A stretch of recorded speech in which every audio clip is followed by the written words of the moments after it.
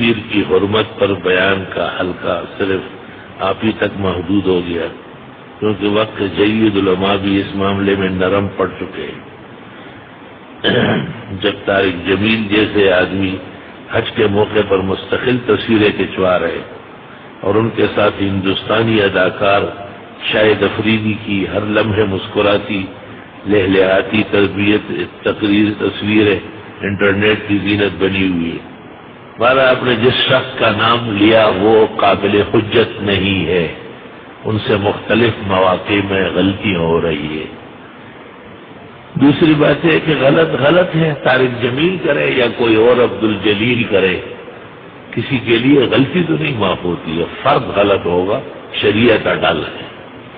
اگر کوئی عالم نماز نہیں پڑھتا تو برا کرتا ہے، یہ تو نہیں تو ہوگا کہ نماز خراب ہے۔ اگر کوئی حج میں دیر سویر کرے یا زکوٰۃ نہ دے تو وہ مجرم ہے، حج اور زکوٰۃ کو تو جرم نہیں کہو گے۔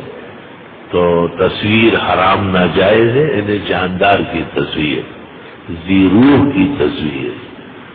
اور میں نے جو بخاری کی حدیث پڑھی خطبے میں، اشد الناس عذابا یوم القیامۃ عند اللہ المصورون، اللہ تعالی کے ہاں سب سے بڑا عذاب قیامت کے دن تصویر والوں کو ہوگا۔ خلاصہ میں ہے کہ اس میں 10 آدمی مرتکب ہوتے ہیں، خریدنے والا، بیچنے والا، گواہی دینے والا، منع نہ کرنے والا، پسند کرنے والا، دعوت دینے والا، آگے بڑھانے والا، تائید کرنے والا، خدا جانے کتنے 10 جرائم پیشہ تصویر کے مرتکب ہو رہے ہیں۔ حاجی عبدالوہاب تبلیغی امیر وہ پہلے طارق جمیل کو سنبھالے جو ایک نیا اسلام پیش کر رہا ہے، اور صرف یہ کافی نہیں ہے کہ اس کو اجتماع میں بولنے نہیں دے رہا ہے، طارق جمیل کی تقریر اور ان کے بیانات زہر سے بھرے ہوئے، اور کیا کیا عقائد و نظریات وہ اس وقت پھیلا رہا ہے۔ بھائی عبدالوہاب پہلے ایسا عمل کر لے کہ تبلیغ سے ناسور نکل جائے، اور آج جو فضا اور عقائد و اعمال پر اپنوں کے حملے ہو رہے ہیں، خدا تعالیٰ اس سے معاشرے کو پاک فرمائے۔ بعض لوگ تو یہ سوچے کہ دور حاضر میں جہاد کی ضرورت نہیں، بلکہ جہاد سے مقصود اعلاء کلمت اللہ، یہ مقصد تبلیغ و دعوت سے ہاں وہاں تبلیغ والوں کے پیچھے پڑتے ہیں۔ یہ مجھے یقین نہیں تھا کہ کوئی ایسا کہتا ہے۔ چند دن پہلے میں نے طارق جمیل کی ایک تقریر سنی، اس سے مجھے بہت افسوس ہوا کہ یہ مدرسے کا پڑھا ہوا ہے، عالم ہے، اور یہ اس طرح گروہ گوئی پر آمادہ ہے۔ وہ یہی کہہ رہا تھا کہ جہاد سے قتل ہوتا ہے، فسادات ہوتے ہیں، اور تبلیغ اچھی ہے، یہ ہے وہ ہے۔ نامناسب بات ہے، تبلیغ کی اپنی ضرورت ہے، جہاد کی اپنی ضرورت ہے۔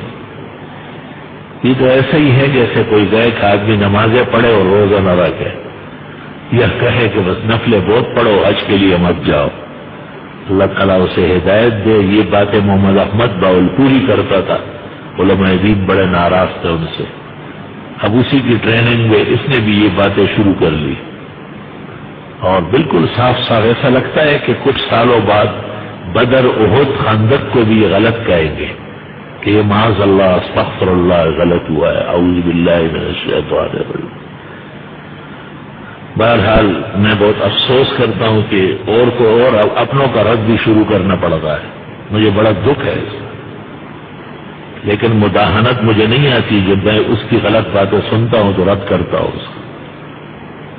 یہی بات بھی اس نے اسی تقریر میں کہی کہ انبیاء کے بعد کائنات کا سب سے بڑا عالم حضرت علی، یہ خالص رزق ہے، خالص شیعیت ہے اور کچھ بھی نہیں، پوری دنیا میں ایسا جملہ نہیں ملے گا۔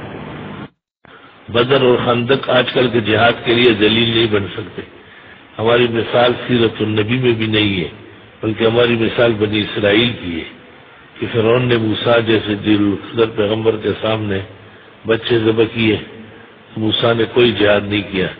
کہ یہ باتیں شرائط کی روح سے، شریعت کی روح سے درست ہے؟ ایسی باتیں خطرناک ہیں۔ طارق جمیل آج کے لیے باتیں خطر رہتا ہے، بہت ناموزون باتیں ہیں، مجھے ڈر ہے کہ ایمان سلب نہ ہوا۔ جہادی کشمیر، عراق، فلسطین میں مسلمانوں پر اس وقت فرض ہو چکا ہے، تفصیل کے ساتھ جواب۔ سب مسلمانوں پر اپنے بصحت کے مطابق فرض ہے۔ گزشتہ جمعہ طارق جمیل نے اپنے وعظ میں کہا کہ لوگ فتویٰ بازی میں لگے ہیں، کہ تبلیغ مستحب ہے یا سنت فرض کفایہ. نبی کریم صلی اللہ علیہ وسلم 23 سال تک صرف تبلیغ کرتے رہے، مگر وہ یہ تبلیغ نہیں تھی. اس میں بدر، احد، خندق، حدیبیہ، فتح مکہ، حنین، تبوک شامل تھے، جبکہ یہ گرم جگہ پر پاؤں نہیں رکھتے، اس سے پہلے سے بوٹ پہن کے بھاگ جاتے. یہ تبلیغ صرف ہمارے بزرگوں نے اسلام سیکھنے کے لیے اور تفصیلی دین جاننے کے لیے ایک مشق رکھی ہے. یہ اصل تبلیغ نہیں ہے، یہ رسم تبلیغ ہے. اصل تبلیغ میں قرآن کریم میں ہے جہاد فرض ہوتا ہے.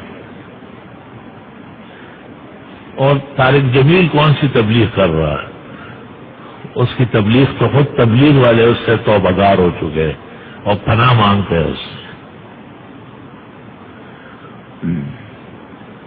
اصل میں فتویٰ حکم شرعی ہے. قل اللہ یفتیکم، قرآن کریم میں ہے کہ اللہ خود فتویٰ دیتے ہیں، یعنی حکم صادر فرماتے ہیں.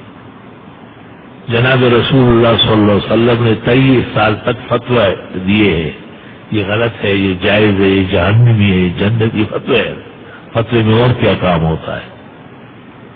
پتہ نہیں اس کو کسی مفتی سے چھڑ ہوئی ہے، یہ اس کے باتوں کا ٹھکانہ نہیں ہے، کبھی کچھ کبھی کچھ. بعض مفتیان کو پتہ چلا ہے اس کی باتوں کا، تو وہ اس کا تعاقب کر رہے، اس لیے یہ فتوے سے پریشان ہے.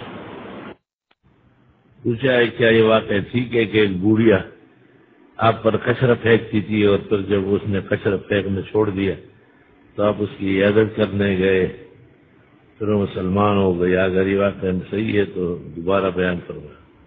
نہیں، مجھے تو معلوم نہیں ہے کہ کون سا واقعہ ہے. اور طارق جمیل جو ہے وہ اس قسم کے خوبت کو لڑا رہا ہے آج کل لگا ہوا، اور کہاں سے بیان کرتا ہے. پیغمبر ماں کی قبر پر گئے، ایسے بیٹھے ایسے روئے، ایسا بے بنیاد بات ہے، فضولیات. نہ حدیث میں ہے نہ معتبرات میں ہے، واقعات سے بیان کرتا ہے. سر جمیل نے کہا کہ صاحب تفصیل کرنے سے کہا نہیں کہ صحیح ہے. طارق جمیل کی باتیں کمزور ہے، بے بنیاد ہے اور افسوسناک ہے.